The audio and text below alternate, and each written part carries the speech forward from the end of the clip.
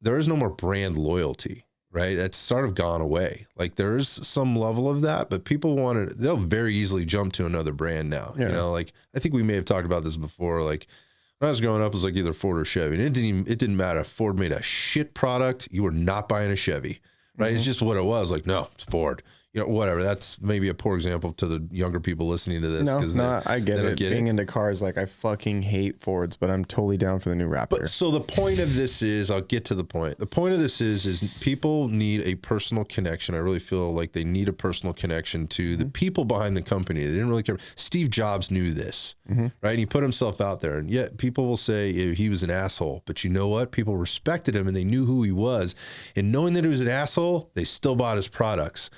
And I guess going back, like when you start a company now, right, and you go public and you're going to start putting yourself out there as the guy, and you start putting your resume in front of the product, right, or the products that you're selling, you've now made your responsibility to be out in front of that product, continue to be out in front of that product for as long as it goes.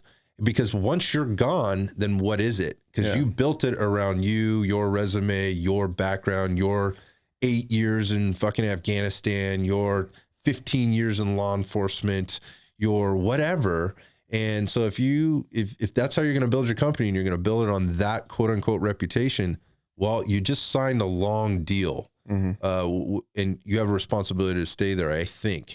And if you start to see, I guess what I hear you saying is if you hear or see people starting to step back from that and they're less and less visible, and there's more and more products being developed, and it just seems it's getting or maybe even products we don't need. Yeah, it's kind of like, wait, what's this? This a fucking keychain now? Like, why don't you have a fucking keychain? That kind of stuff. Like, and it's okay. It's only $2, but keychain. Like, and I only say that because I've seen that shit. Yeah, like it's this thing, like red flag. Yeah, I think it's a little bit of a red flag. I think you got a personal responsibility and don't bitch about it. Like, it's how you built your company.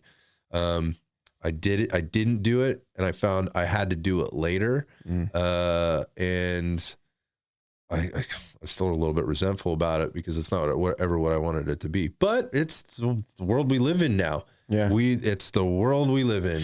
Yeah, so. It's so odd to me because like I've tried to have a really good balance of like showing my personality, giving my experiences like through video or just text or whatever, and being there for people to sell my products. But I also know it's a business, so I can't be like getting too far off the deep end on like my personal stuff. You know what I mean? Oh, there's got to be a balance. I'm talking purely on the business professional side of things. Yeah, of course. So like it's really weird though, because I think my business is doing better the more FaceTime they get from me and the more information they get from me. Not surprised by that at all. Yeah, so it's like, yeah, it's definitely a balance. Like I feel like I could be wrong here. I'm not like really well read with like Glock Store, but I feel like that guy, the owner, did a ton of video before like social media was like huge, and like that built the foundation of how huge Glock Store is now.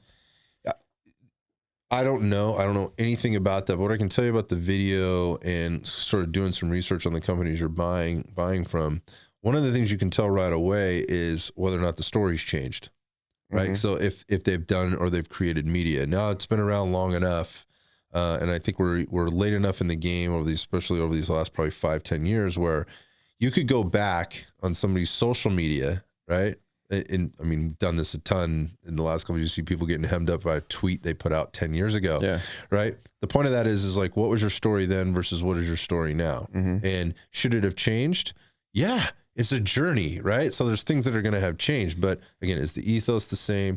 Is the drive to do it still the same? And are you covering your mistakes and owning up to those and telling people what you're doing? I think those are all things that we could go back and back check on a lot of the companies we're buying from. I do it all the time. Like I want to read the negative reviews as well as I want to read the positive reviews, and I want to see are they responding? Some of it doesn't need to be responded to, whether they're responding to the negative review or they're responding in product development. Like, oh, you see all these people over here doing all this, they're complaining, they're bitching, they're moaning, but man, you can see they're really making an effort to address whatever that is.